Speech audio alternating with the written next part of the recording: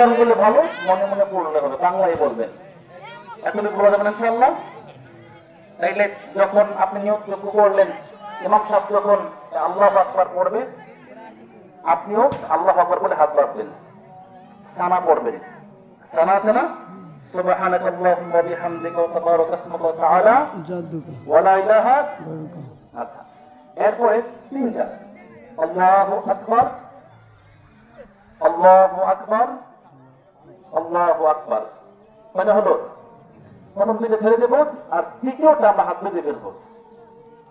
এরপরে সূরা ফাতিহার সঙ্গে সূরা মিলিয়ে রুকু করে, সিজদা করে, দাঁড়িয়ে আবার সূরা ফাতিহার পরে সূরা মিলিয়ে রুকুতে যাওয়ার আগে তিনটা তাকবীর দিব, প্রত্যেকটা করে হাত ছেড়ে দিব। আল্লাহু আকবার, আল্লাহু আকবার, আল্লাহু আকবার।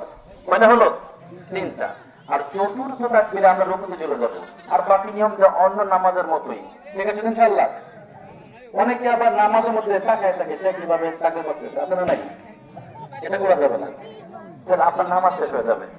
ঠিক আছে? এখন ধরেন কোন কারণে নামাজের অবস্থায় অথবা নামাজ শুরু হওয়ার সময়